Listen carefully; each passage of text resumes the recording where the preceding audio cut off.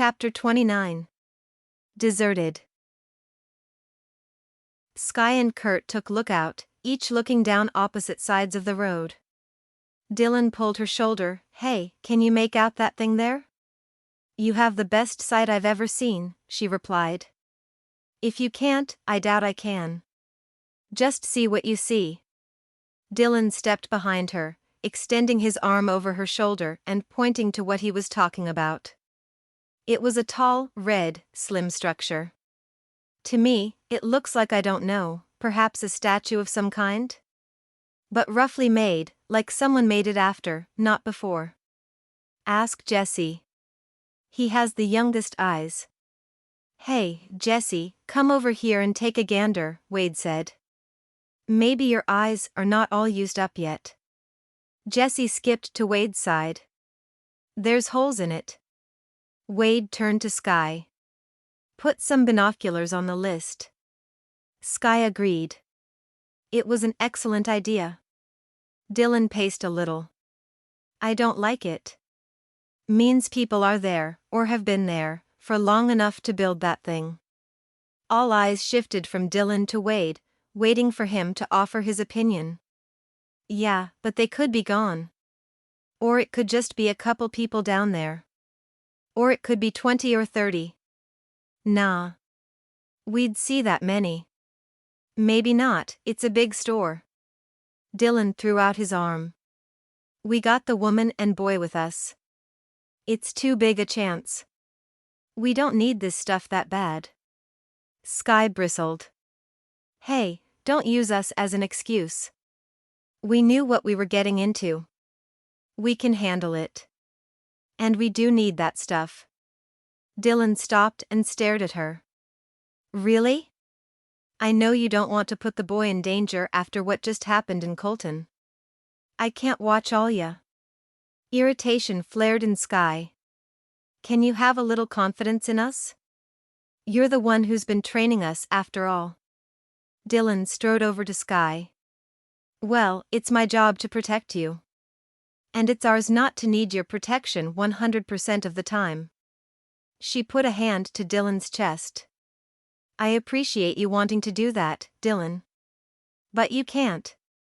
Sky noticed the raised eyebrows and elbow nudges around the group. Their conversation entertained the group a little too much. "Okay, this is a conversation for another time. We are here now. We need this stuff, if at all possible. Is there somewhere closer we can watch the place?" Dylan huffed and walked a few paces away. Wade shrugged. "Not as good, but maybe good enough." The group moved to the spot Wade suggested. While they could no longer see the entire square of the building, they did have a better view of the store's front doors. Propped open, the glass entrance seemed to offer an invitation to enter. It was clear someone had been there. And if Dylan was right, they could still be. They could now see the unidentified structure for what it was, a work of art. Handmade, it towered over the parking lot. A lift in the corner of the pavement explained its height. Someone had spent weeks building it. Still unsure, Dylan went to scout it closer. While everyone waited for Dylan's okay, Sky watched Jesse terrorize some ants while the men kept an eye out. 45 minutes later, Dylan came back. "People have been moving around down there. Hard to tell if it was a group or family. But, if we're going to do this, let's get it done." Dylan and Sky took the lead.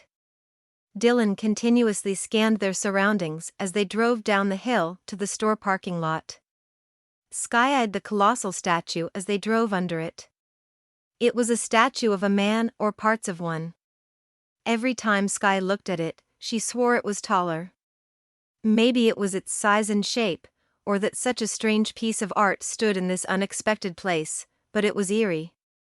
Painted blood red, its body was created from piecemeal scraps of metal and wood. Poorly made, it stood on two twisted, misshapen legs. One arm reached out entreating passers-by for help. The other limb went only to the elbow, with the rest of the arm in a jumbled pile on the ground below. The face was the most finely constructed part of the piece. It contained more detail than all the rest of the creation put together. It showed a man in agony, eyes wide and mouth screaming. Though roughly made, it was art.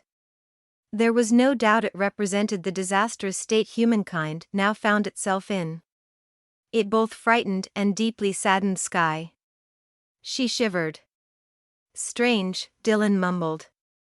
Yeah. At the market's front doors, they parked and exited their cars as quietly as possible.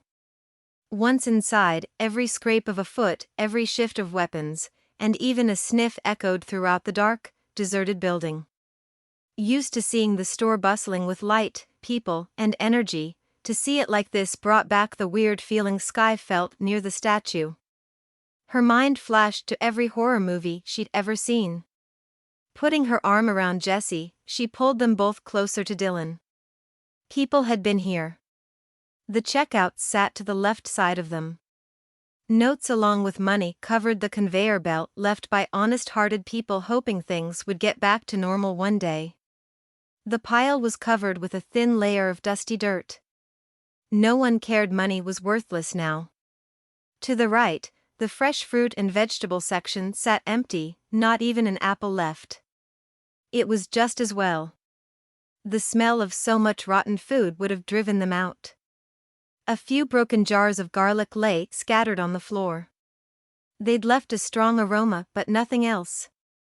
Ahead, the shelving still contained a surprising amount of items on them.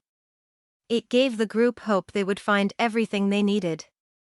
Dylan gestured for Aaron and Kurt to go with him to check out the aisles, while Wade, Jessie, and Skye would stay near the cash registers.